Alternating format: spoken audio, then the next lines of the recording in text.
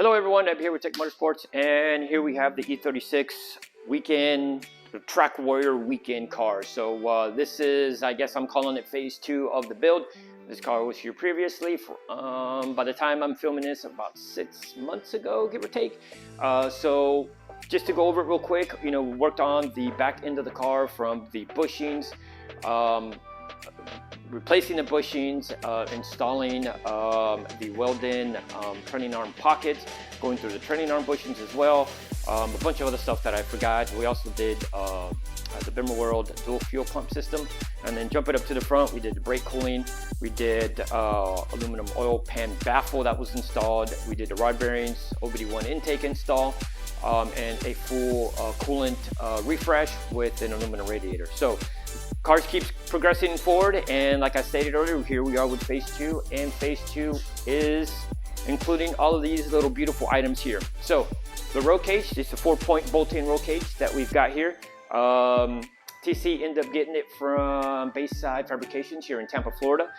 So it was made to fit in this car with the panels and headliners in place. So remember, this is a weekend car as well, so we don't want to have it completely gutted.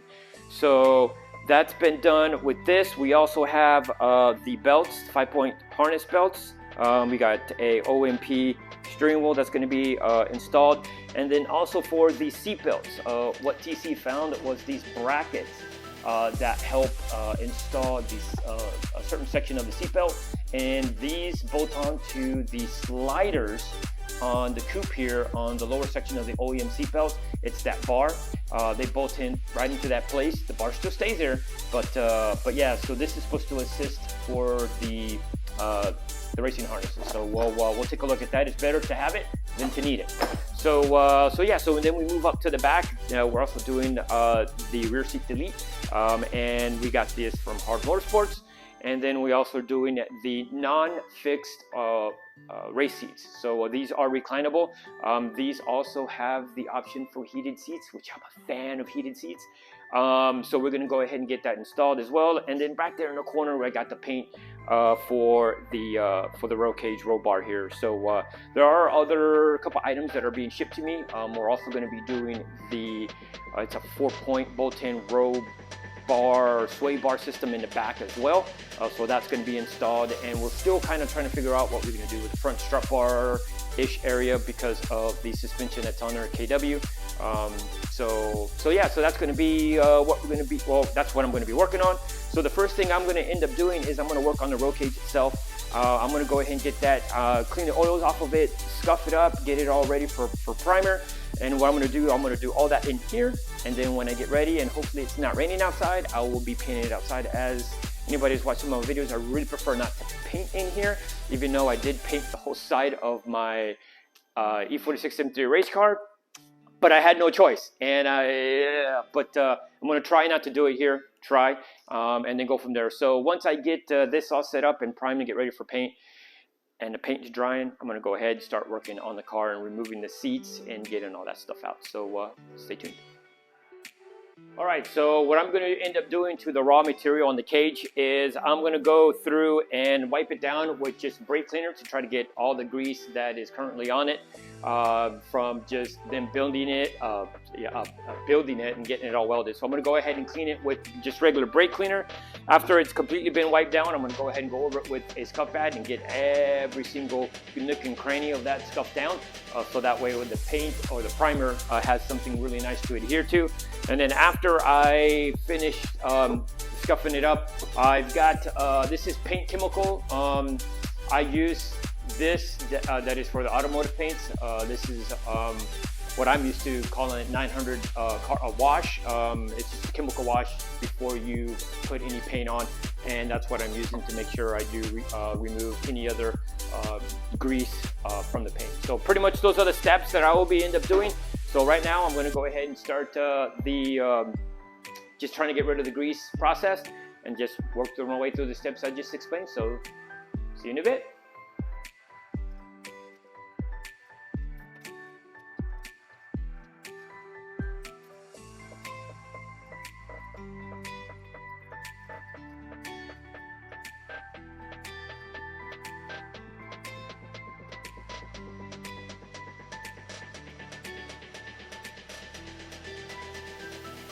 All right, now that that's done, next step is going to go ahead and apply some primer. But before I end up doing it, I am moving the roll cage outside to go paint it outside. So I will pick you up outside.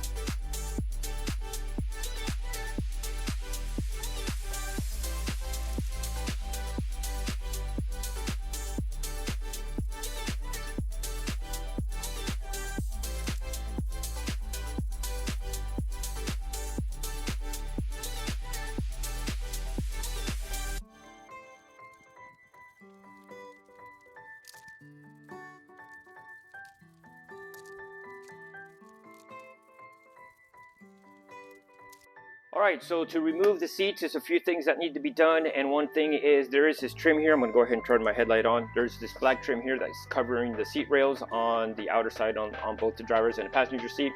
It's held on by two plastic little rivet thingies. So we have this one here that's located on the back side.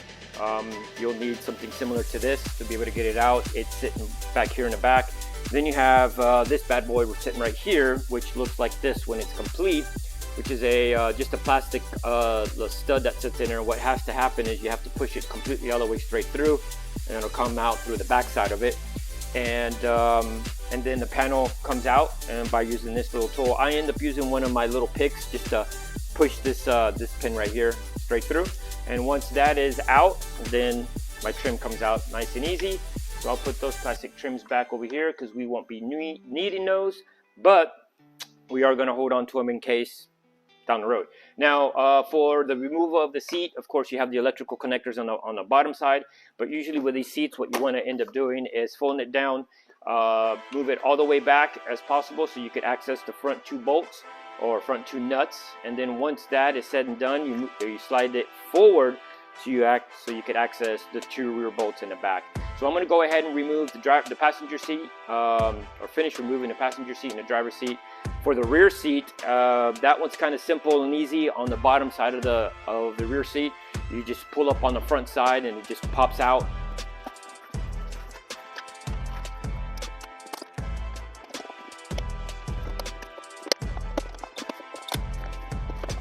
Okay, so for the backrest, there is this plastic cover that's covering the hinges for the center section.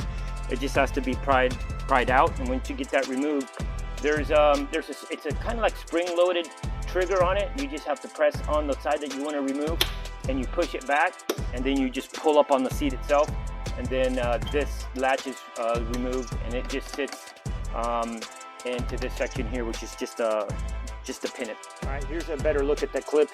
Here's the plastic piece, and it just pries out from the back. As you can see, there's the clips here, and then one up front. And then this is the mechanism that I was talking about.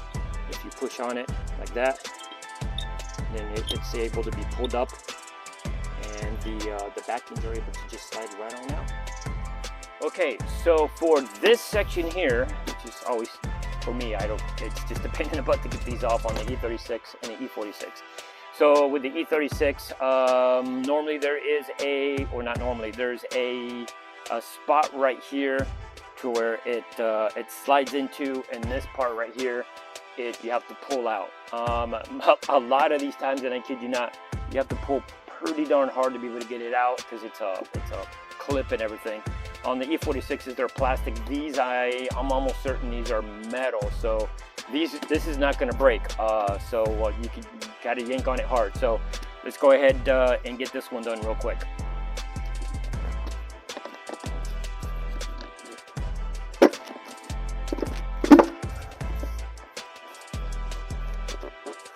There you go. So there's the little piece here that slides down into that little bracket there. That's why you need to pull up front here.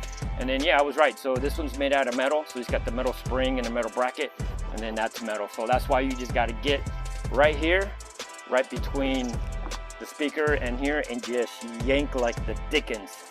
Sometimes you feel like it's gonna break, but actually not now. Like I stated before, the E46 ones are plastics, and I've had those plastic clips do break, but that's a pain in the butt. Previously, and we're going to go ahead and take this panel out, and I'm going to paint it. because it is really faded, and we're going to try to make it look a little bit more newer. So I'm going to go ahead and do that, and I'm going to get to that here quickly. All right, so the C pillars have been removed. They're a pain in the butt, so I had to get the C pillars out to be able to take the speaker deck off. So the speaker panel is pretty much loose. I have a separate video that I did on this car for this because yeah, I wasn't 100% sure how to do this, and I kind of searched around a tad bit, and I didn't find anybody that showed a video on how to remove these, so I ended up doing it. So if you want to watch the video specifically on that, I'll put it up here now, or I hope to put it up there. It'll be right here in this area, so right above me. The speaker panel is very easy. Once you get all this out of the way, it technically just slides into place, and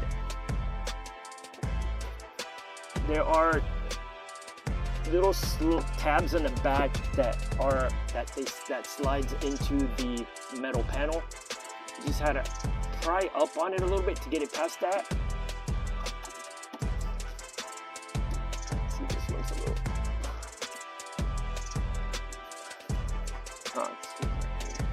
There we go.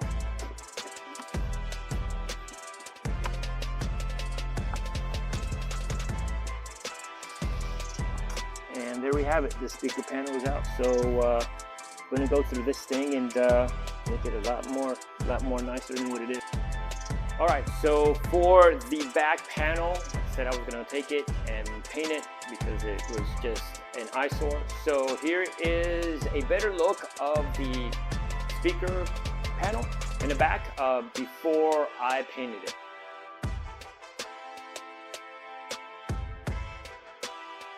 Now here's a picture how it looks after I went through the painting process and what I did to get it that way. So here's a quick pic of that.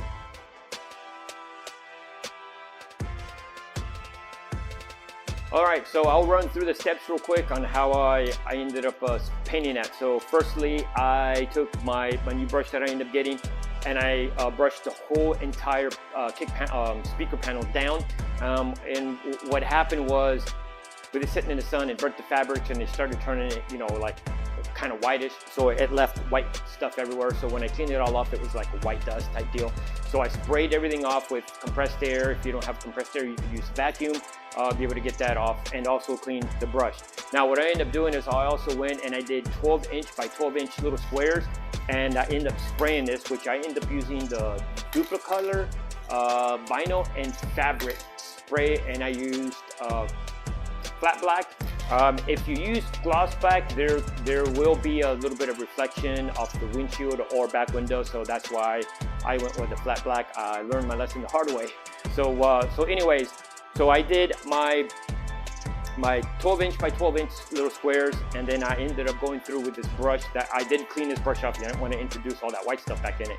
And I went in circular motion or back and forth. What I ended up doing is I ended up rubbing the paint into the fabric a tad bit better, and it helped remove the not so loose fabric that was in there. So it created what I could call black little fiber boogers. So I did the whole panel that way, and that was the first coat. And of course it looked a little darker, but not super dark. So then what I ended up doing was I applied, right after I finished the whole panel, because it took a little bit, I went ahead and applied the second coat. And by the second coat, I went long ways from left to right on the panel. And then what I ended up doing is I went over one more time with this and just try to get any more of the little boogers that would be left behind.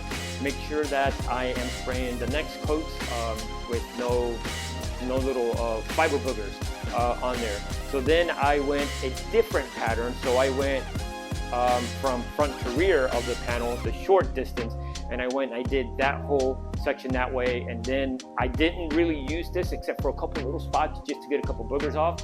And at that point, the last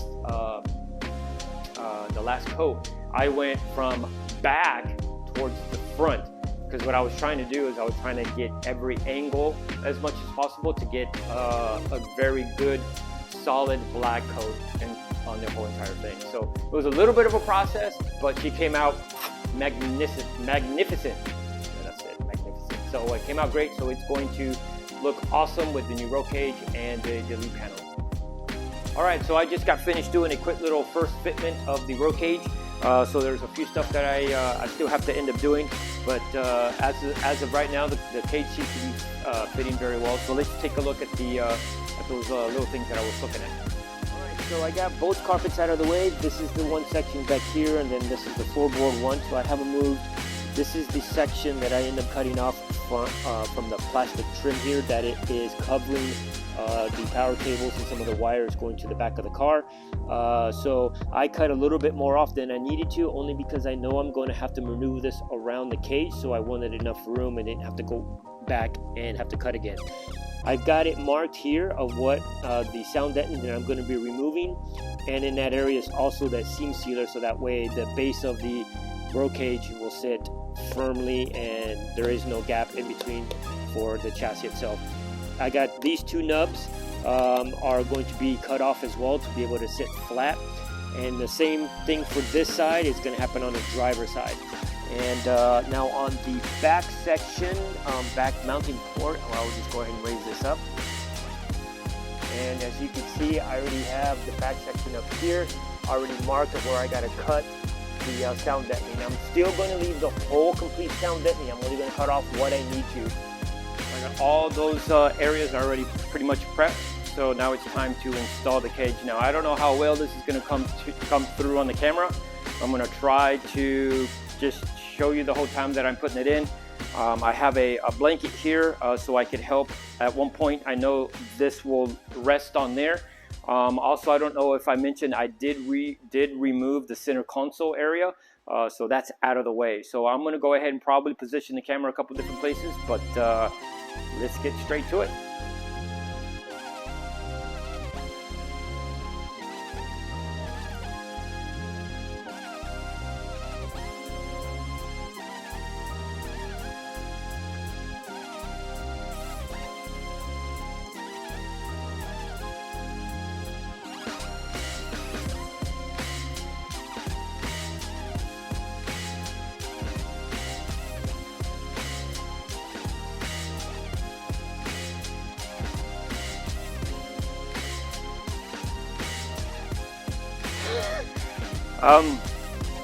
Okay, I got it in.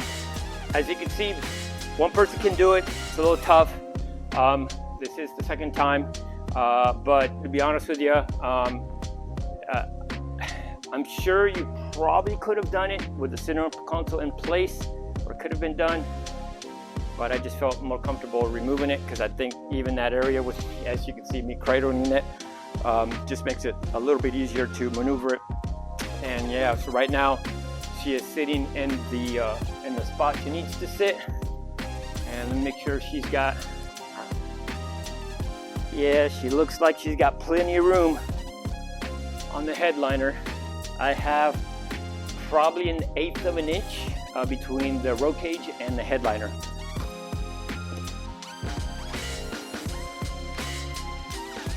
Yep, I would have to say good job, Bayside Fabrication. Very nice tight fit. I'm not worried about the side panels here because there is plenty of room where they're going to be where they can be reinstalled. So now I'm just going to go ahead and mark my areas of where I'm going to end up drilling and at least kind of somewhat get it into place and go from there. All right, so this is going to be the end of part 1. We're going to stop it right here. I'll be picking up part 2 here soon, so that will be coming out. But like always, guys, hit the like and subscribe button, and hope to see you in part 2.